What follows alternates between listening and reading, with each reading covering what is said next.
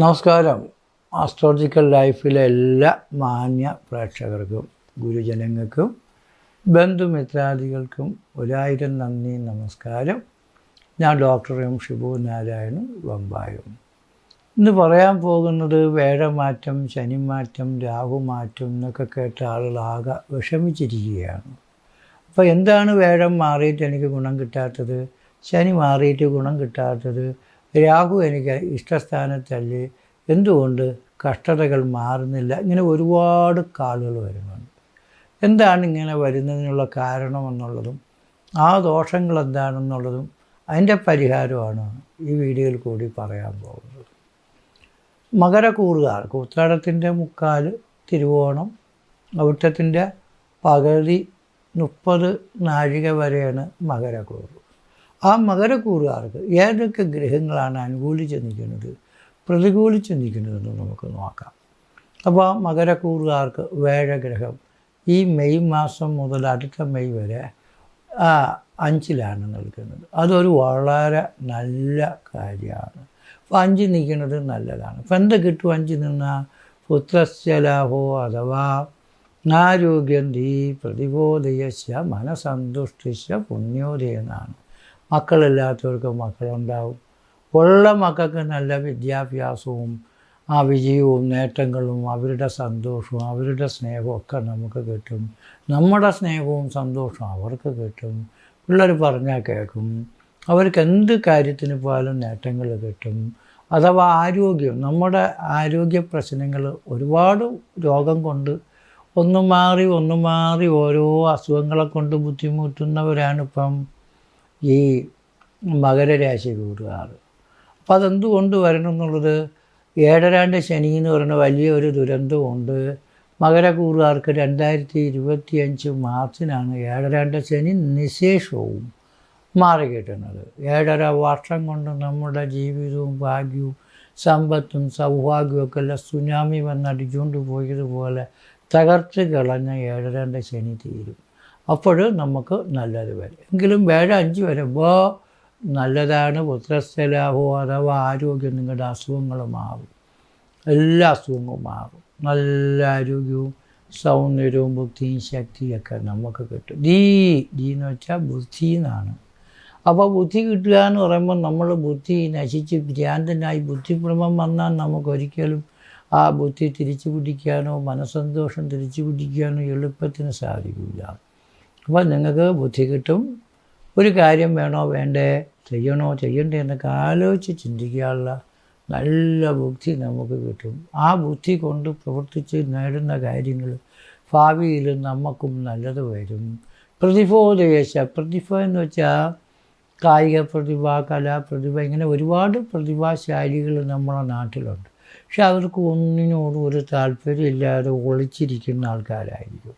പക്ഷേ എങ്കിലും ഇപ്പം നമുക്കൊരു പരീക്ഷയ്ക്ക്, മത്സരത്തിന്, കാര്യത്തിനൊക്കെ പോയാൽ വൻ വിജയകരമായിട്ട് നേട്ടങ്ങൾ കിട്ടും. മുടങ്ങി കിടക്കുന്ന വിദ്യാഭ്യാസ കാര്യങ്ങൾ, പരീക്ഷകൾ, മത്സരങ്ങൾ, ഇതൊക്കെ നമുക്ക് വിജയിച്ച് നേടാൻ പറ്റും. എവിടെ ചെന്നാലും അധികാരികളുടെയും ഗുരുക്കന്മാരുടെയും പ്രീതി കിട്ടും. ഈശ്വരാനുകൂല്യം വളരെ ശക്തമായ രീതിയിൽ നമ്മളെ തുണയ്ക്കുന്ന സമയമാണ്. എപ്പോഴും ഈശ്വരൻ നമ്മളെ കൂടെ നിൽക്കില്ല. ഈശ്വരൻ്റെ അനുഗ്രഹം കിട്ടുന്ന സമയമാണ് ഇപ്പം. പുത്രസ്യ ലാഭവും അഥവാ ആരോഗ്യം ദീ പ്രതിബോധേശ പ്രതിഭാശാലിത്വവും മനസന്തുഷ്ടിച്ച പുണ്യോദയം. മനസ്സിന് നല്ല സന്തുഷ്ടി, മനസ്സന്തോഷം കിട്ടും. ലോകത്ത് വെച്ച് വളരെ ഏറ്റവും വലിയ സുഖമാണ് മനസ്സുഖം. ഈ മനസ്സുഖവും ശരീരസുഖം ഇല്ലാതെയാണ് നമ്മളാകെ ദോഷത്തിൽപ്പെടുക. അപ്പോൾ മനസ്സുഖം കിട്ടും, പുണ്യോദയം. നിങ്ങൾ അമ്പലത്തിൽ പോയി തൊഴുവാനും ദേവകാര്യം നടത്താനും പ്രതിഷ്ഠാകർമ്മങ്ങൾ നടത്താനും ആത്മീക ദൈവിക കാര്യങ്ങൾ നമുക്ക് നടത്താനും പുണ്യസ്ഥലങ്ങളൊക്കെ സഞ്ചരിക്കാനും തീർത്ഥാടനങ്ങൾ നടത്താനും. ഇനി ജീവിച്ചിരിക്കുന്നവരുടെ കാര്യം എങ്ങനെ, മരിച്ചു പോയിട്ടുള്ള അച്ഛനെയും അപ്പൂപ്പനെയും അമ്മൂമ്മയൊക്കെ നമുക്കൊന്ന് അവരുടെ ആത്മാവിന് ഗതി കിട്ടാൻ, ബലി കിട്ടാൻ, അത് ബലി നടത്താനും, അതേപോലെ സുദർശന ക്രിയാദികളെ കൊണ്ട് ആത്മാക്കളെ മോക്ഷഗതി വരുത്താനുള്ള പുണ്യകർമ്മങ്ങളൊക്കെ ചെയ്യാനും ഒക്കെ മനസ്സ് തോന്നുന്ന സമയം. എൻ്റെ അച്ഛനൊന്നും ചെയ്തിട്ടില്ല, അമ്മച്ചിക്കൊന്നും ചെയ്തിട്ടില്ല, അവർ മരിച്ചു പോയിട്ട് ഇങ്ങനെ കിടക്കുകയാണ്. അവരുടെ കാര്യത്തിൽ എന്തെങ്കിലുമൊക്കെ ചെയ്യണമെന്ന്, ജീവിച്ചിരിക്കുന്നവരുടെ കാര്യം മാത്രമല്ല മരിച്ചവരുടെ കാര്യവും കൂടെ ചൊവ്വേ നേരെ ആക്കണമെന്ന് ആഗ്രഹിക്കുന്ന ഒരു സമയമാണ്. അങ്ങനെ നല്ലതായിട്ട് വരും. അപ്പോൾ വേഴത്തിൻ്റെ 5ാമത്തെ രാശിയിലുള്ള സഞ്ചാരകാലം മകരക്കൂറുകാർക്ക് വളരെ വിജയവും നേട്ടവും ഭാഗ്യവും തന്നെയാണ്. 7ാം ശനി 2025 മാർച്ചിലേ തീരൂ. അതുവരെ നാനാരോഗം, പല പല അസുഖം, സുഖത്തിന്, സാമ്പത്തികം, ദാമ്പത്തികം, പുരോഗതിക്ക് തടസ്സം. സാമ്പത്തികം എത്ര രൂപ കയ്യിരുന്നാൽ ആ പൈസ എങ്ങോട്ട് പോകണമെന്ന് അറിയാൻ പറ്റില്ല. സാമ്പത്തിക നഷ്ടങ്ങൾ, ദുർച്ചെലവുകൾ. ദാമ്പത്യം എന്ന് വെച്ചാൽ ഒരു വീട്ടിൽ തന്നെ ഭാര്യയും ഭർത്താവും കഴിഞ്ഞാലും അവർ തമ്മിൽ ചെറിയ ചെറിയ സൗന്ദര്യ പിണക്കങ്ങളും വഴക്കുകളും ഉടക്കുകളും, ഇപ്പം കാണിച്ചു തരാടി അല്ലെങ്കിൽ ഇപ്പം കാണിച്ചു തരാന്നൊക്കെ പറയുന്ന തരത്തിലും ചെറിയ കാര്യത്തിലും വൈരാഗ്യ ചിന്തയോടുകൂടിയുള്ള അക്രമവാസനകളും, കോടതി കേസ് വഴക്ക് ഇതിലൊക്കെ താല്പര്യമൊക്കെ ഉണ്ടാവും. അപ്പോൾ ഇനി വഴക്കിനൊന്നും പോകണ്ട. വേഷം മാറിയപ്പോൾ തന്നെ നിങ്ങളുടെ പല ദോഷങ്ങളും മാറി നല്ല വൃത്തിയും ആലോചിച്ച് ചിന്തിച്ച് പ്രവർത്തിക്കാനുള്ള ഈശ്വരാനുകൂല്യവും നിങ്ങൾക്ക് കിട്ടിയിട്ടുണ്ട്. അതുകൊണ്ട് ഭയങ്കര വിഷമതകളും വാശികളും ഒക്കെ ശമിച്ച് സ്നേഹത്തോടുകൂടി ജീവിതം നന്നാക്കണമെന്ന് ആഗ്രഹിക്കുന്ന സമയമാണ്. അപ്പോൾ ഈ 7ാം ശനിയുടെ ജന്മശനി കഴിഞ്ഞ് അവസാന നിമിഷമാണ്. അതുകൊണ്ട് നമുക്ക് തടസ്സങ്ങൾ, സുഖത്തിന്, സാമ്പത്തികം, ദാമ്പത്തികം, പുരോഗതിക്ക് തടസ്സം, സ്ഥാനമാനം, നമുക്ക് കിട്ടേണ്ടുന്ന പ്രമോഷൻ കിട്ടണില്ല, സാലറി കിട്ടണില്ല, മെച്ചം കിട്ടണില്ല. ഈ ജോലി അവസാന നിമിഷത്തെ എടുത്ത് കളയാമെന്ന് വിചാരിക്കുള്ളൂ. ഇത്രയും സഹിച്ച് പുറത്ത് ജീവിച്ചതുകൊണ്ട് ഇനിയൊരു 10 മാസവും കൂടെ ക്ഷമിച്ചാൽ മതി. അങ്ങനെ നമുക്ക് 7ാം ശനിയിലെ കടങ്ങളും അപകടങ്ങളും അസുഖങ്ങളും ജീവിതത്തിൽ പരാജയം വന്നിട്ടുള്ളതെല്ലാ വിഷമതകളും മാറി സ്വസ്ഥത കിട്ടാൻ യോഗമുണ്ട്. അപ്പോൾ ശനിയുടെ കുഴപ്പത്തിന് ശാസ്താവ് ഹനുമാൻ മുരുകൻ കാലഭൈരവസ്വാമി ഇവരെയൊക്കെ ഭജിക്കണം. ശനി തീരുന്നത് വരെ ആരോടും വഴക്കിനും കേസിനൊന്നും പോകരുത്. കുടുംബകലഹങ്ങൾ വളരെ വർദ്ധിച്ചു പോകുന്ന സമയമാണ്. വിനാശകാലി വിപരീത ബുദ്ധി എന്നാണ്. എന്നാൽ രാഹു നിൽക്കുന്നത് മകരരാശിക്കൂറുകാർക്ക് 3ലാണ്. അപ്പോൾ 3 രാഹു നിൽക്കുന്നത് ശനി സഞ്ചരിക്കുന്നതൊക്കെ നല്ലതാണ്. അപ്പോൾ ഈ രാഹുവിനെ ശനിയെപ്പോലെ കണക്കാക്കണമെന്നാണ് ജ്യോതിഷം. അപ്പോൾ മീനൻ രാശി നിൽക്കുന്ന ശനിയും മീനൻ രാശി നിൽക്കുന്ന രാഹു ഏകദേശം ഒരേപോലെയാണ്. അതുകൊണ്ട് ഈ മീനൻ രാശി നിന്ന ഗുരുർ സ്വച്ഛോത്തസ്തേ നൃപപതി സദൃശഃ ഗ്രാമപുരവ വിദ്വാൻ ജാര്യങ്കു ദിനകരസമോ അന്യത്ര കഥിതാഹ എന്നല്ലാണ്. നമുക്ക് വേഴത്തിൻ്റെ വീട്ടിൽ നിൽക്കുന്ന ശനി രാഹു, അതേപോലെ കുംഭം മകരൻ രാശി നിൽക്കുന്ന ശനിയും രാഹു, തുലാരാശി നിൽക്കുന്ന ശനിയും രാഹു ഒക്കെ വളരെ ഗുണം ചെങ്കുരു നിർമ്മപതി സദൃശ്യം, നല്ല പ്രതാപം, സ്ഥാനമാനം, രാജാവിനെ പോലെ ആവുമെന്നാണ്. അപ്പോൾ എത്ര ഹീറോ ആയിട്ടിരിക്കുന്ന ഒരാൾ ഹീറോ ആയിട്ട് വരും. ഗ്രാമം, പുരം ഇതൊക്കെ കിട്ടുമെന്ന് വെച്ചാൽ രാഷ്ട്രീയക്കാര, സംഘടനക്കാര, സമുദായക്കാർക്കാണെങ്കിൽ പഞ്ചായത്തിൻ്റെ ഈ നാട്ടിൻ്റെയൊക്കെ അധികാരവും അല്ലെങ്കിൽ നമ്മുടെ സമുദായത്തിൻ്റെ നേതൃത്വങ്ങൾ, സ്ഥാനമാനങ്ങളൊക്കെ കിട്ടും.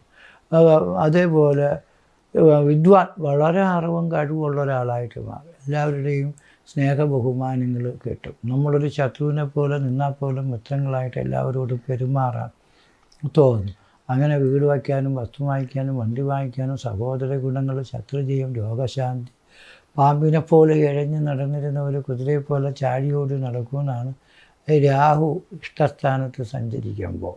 അപ്പോൾ അതുകൊണ്ട് നിങ്ങളുടെ അസുഖങ്ങളും മാറി സമ്പത്തും സന്തതി സൗഭാഗ്യമൊക്കെ കിട്ടി ഈശ്വരാനുകൂല്യം വർദ്ധിച്ച് കഴിവുകളെ കൊണ്ടും വളരെ മിടുക്കരായിട്ട് നിങ്ങൾ രക്ഷപ്പെട്ട് ജോലിയും പൈസയും വ്യാപാര നേട്ടങ്ങളൊക്കെ കിട്ടി രക്ഷപ്പെടും. അപ്പോൾ ശനിയുടെ കുഴപ്പമാണ് നമുക്ക് അവിടെ എത്തി കുരുക്കായിട്ടുള്ളത്. അതുകൊണ്ട് നവഗ്രഹ പൂജ, മൃത്യുഞ്ജയോമം, ഐശ്വര്യ പൂജ, ശത്രുസംഹാര പൂജ ഇതൊക്കെ ചെയ്യണം. ജാതകം ഒന്ന് പരിശോധിച്ച് നോക്കണം.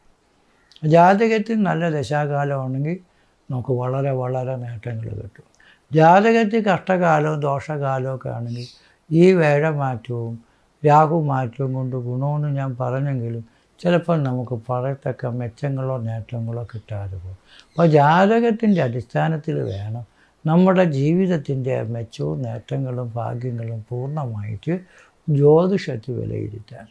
അപ്പോൾ വേഴമാറ്റം കൊണ്ട് രാഹുമാറ്റം കൊണ്ട് ഗുണമുള്ളത് കൊണ്ട് നിങ്ങളുടെ ജാതകത്തിൽ എന്തെങ്കിലും ഗ്രഹപ്പിഴ ഉണ്ടെങ്കിൽ പോലും നിങ്ങൾക്ക് വളരെ നേട്ടങ്ങൾ കിട്ടാൻ അവസരമുള്ളൊരു സമയമാണെന്ന് കരുതി നിങ്ങൾ വളരെ ശ്രദ്ധയോടുകൂടി താല്പര്യത്തോടുകൂടി ഒരു കാര്യം നേടണമെന്ന് വിചാരിച്ചാൽ തീർച്ചയായിട്ടും നേടിക്കിട്ടും.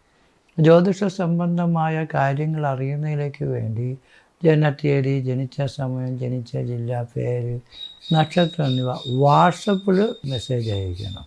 അപ്പോൾ വാട്സപ്പിൽ അയക്കുമ്പോൾ പെട്ടെന്ന് നോക്കിക്കണ്ട് കാര്യങ്ങൾ പറയാൻ എളുപ്പമാവും. ചിലവർ ഫോണിൽ മെസ്സേജ് അയക്കും, ചിലവർ ചാനലിൽ തന്നെ നമുക്കിതിൻ്റെ ബോക്സിൽ തന്നെ ജനനത്തീയതി സമയവും പറഞ്ഞു തരുന്നുണ്ട്. പക്ഷെ അതെപ്പോഴും നമുക്കതിങ്ങനെ വാച്ച് ചെയ്യാനുള്ള സമയക്കുറവുള്ളത് കൊണ്ട് നമുക്ക് വാട്സപ്പിൽ തന്നെ മെസ്സേജ് അയക്കാൻ താല്പര്യം കാണിക്കും.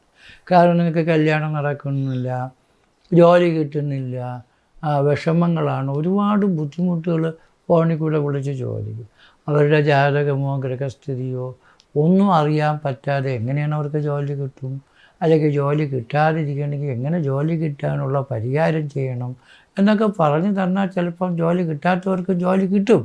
പരിഹാരങ്ങളും നിങ്ങളുടെ കഠിനമായ അധ്വാനവും പരിശ്രമവും കൊണ്ട് നമുക്ക് വിധിയെ മതി കൊണ്ട് വെല്ലലാതാണ്. വിധിയും കൊണ്ട് നിങ്ങൾ ഒന്നിനെക്കുറിച്ചും ഭയക്കുകയോ വിഷമിക്കുകയോ ഒന്നും ചെയ്യരുത്. മതി എന്ന് വെച്ചാൽ ബുദ്ധി നമുക്കുണ്ടെങ്കിൽ നമുക്ക് ഏത് വിദ്യ പഠിക്കാനും ഏത് കാര്യം നേടാനും ഏത് മനസ്സിലാക്കാനും അതനുസരിച്ച് ജീവിക്കാനും ദോഷങ്ങളിൽ നിന്നും രക്ഷപ്രാപിച്ച് ഹീറോയായിട്ടിരിക്കുന്ന ഒരു വ്യക്തിക്ക് ഹീറോയായിട്ട് വരാനും പറ്റും.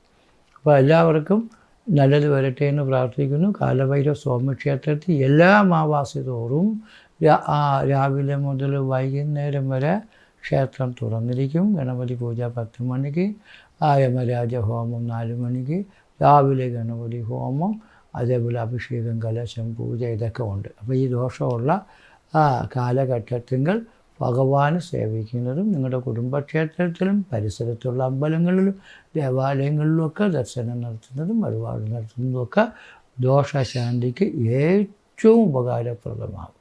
നിങ്ങൾക്കും കുടുംബത്തിനും എല്ലാവർക്കും നല്ലത് വരട്ടെ എന്ന് പ്രാർത്ഥിച്ചുകൊണ്ട് നിർത്തുന്നു. നന്ദി, നമസ്കാരം.